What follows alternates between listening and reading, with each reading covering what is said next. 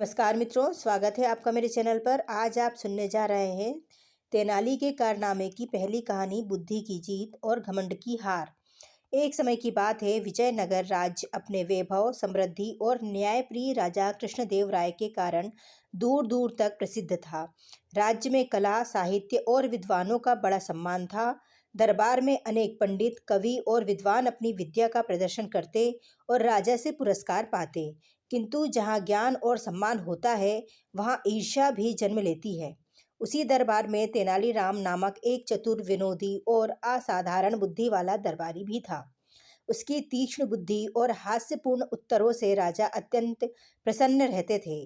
परंतु कुछ दरबारी उससे भीतर ही भीतर जलते थे। वे सोचते, यह तेनाली ना जाने कैसे हर बार अपनी चतुराई से सबका मन मोह लेता है। एक दिन दरबार में समाचार आया कि पड़ोसी राज्य से एक महान पंडित विजयनगर आ रहा है। वह स्वयं को सर्वज्ञाचार्य कहता था। उसका दावा था कि उसने सारे शास्त्र पढ़ लिए हैं और कोई भी उससे शास्त्रार्थ में जीत नहीं सकता। वह जहाँ जहाँ गया, वहाँ के विद्वानों को पराजित कर स्वर्ण और सम्मान प्राप्त करता रहा। राजा कृष्णदेव राय ने सोचा, हमारे राज्य के विद्वान भी किसी से कम नहीं। यदि वह पंडित यहाँ आएगा तो हम उसका स्वागत करेंगे और शास्त्रार्थ भी करवाएंगे। कुछ ही दिनों में सर्वज्ञाचार्य अपने शिष्यों के साथ विजयनगर पहुंचा। ऊंचे मस्तक, लंबी दाढ़ी और भारी ग्रंथों से भरे रथ के साथ वह दरबार में उपस्थित हुआ।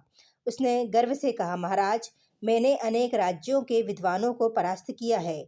यदि आपके दरबार में कोई ऐसा विद्वान हो जो मुझसे शास्त्रार्थ करना चाहे तो मैं तैयार हूँ। यदि मैं हार गया तो सारा धन यहीं छोड़ दूंगा, और यदि मैं जीत गया तो आपके दरबार से सम्मान और स्वर्ण लेकर जाऊंगा। दरबार में सन्नाटा छा गया। बड़े बड़े पंडित एक दूसरे का मुंह देखने लगे। सर्वज्ञाचार्य का आत्मविश्वास देखकर सब घबरा गए। तभी राजा की दृष्टि तेनालीराम पर पड़ी। तेनाली मुस्कुरा रहा था। राजा ने कहा, तेनालीराम, क्या तुम इस शास्त्रार्थ में भाग लोगे? तेनाली ने विनम्रता से हाथ जोड़कर कहा, महाराज, यदि आपकी आज्ञा हो तो मैं प्रयास कर सकता हूँ, किंतु शास्त्रार्थ से पहले मैं भी कुछ नियम रखना चाहूँगा। सर्वज्ञाचार्य हंस पड़ा। नियम? तुम मुझसे नियम रखोगे? ठीक है, कहो क्या नियम है?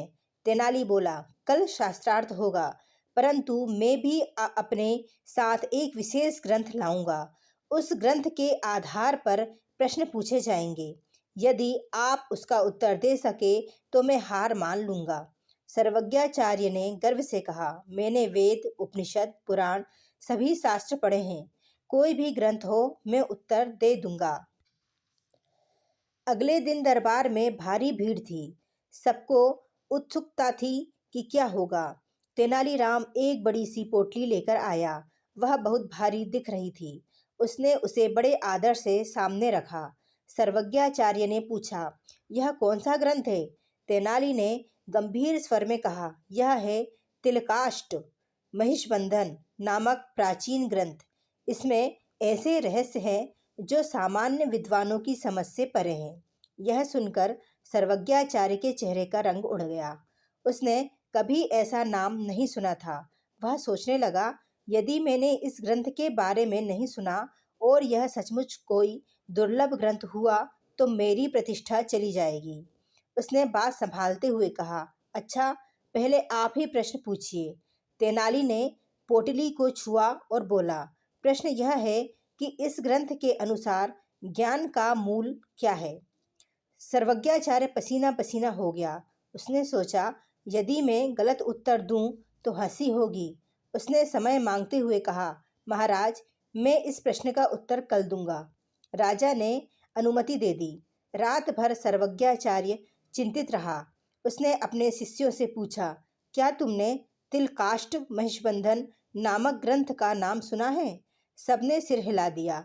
अंततः भय से व्याकुल होकर वह रातों रात विजयनगर छोड़कर भाग गया। सुबह जब दरबार लगा तो सर्वज्ञाचार्य अनुपस्थित था। समाचार मिला कि वह राज्य को छोड़कर चला गया है। दरबार में हंसी गूंज उठी। राजा ने आश्चर्य से तेनाली से पूछा, तेनालीराम, यह तिलकाष्ट महिषबंधन कौन सा ग्रंथ है? हमने तो कभी इसका नाम नहीं सुना। तेनाली मुस्कुराया और पोटली खोल दी। उसमें तिलकाष्ठ की लकड़ियां और एक मोटी रस्सी थी जिसमें भैंस महिष बांधी जाती है।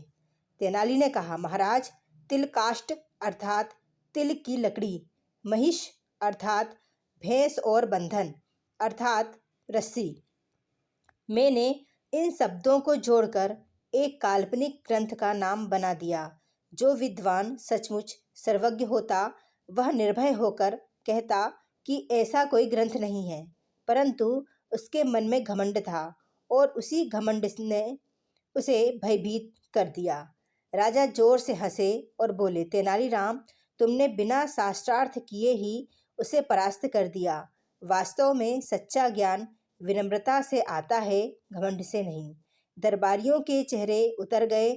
जो लोग तेनाली से ईर्ष्या करते थे वे समझ गए कि उसकी बुद्धि का मुकाबला करना आसान नहीं। राजा ने तेनाली को स्वर्ण मुद्राएं देकर सम्मानित किया। साथ ही घोषणा की, आज से हमारे राज्य में विद्वता का माप केवल ग्रंथों की संख्या से नहीं बल्कि विनम्रता और बुद्धि से होगा। तेनाली ने हाथ जोड़कर कहा, महाराज, ज्ञान का असली उद्देश्य दूसरों को नीचा दिखाना नहीं बल्कि समाज को प्रकाश देना है। उस दिन के बाद विजयनगर की ख्याति और भी बढ़ गई। लोग कहते, जहाँ तेनाली जैसा बुद्धिमान दरबारी हो वहाँ कोई घमंडी टिक नहीं सकता।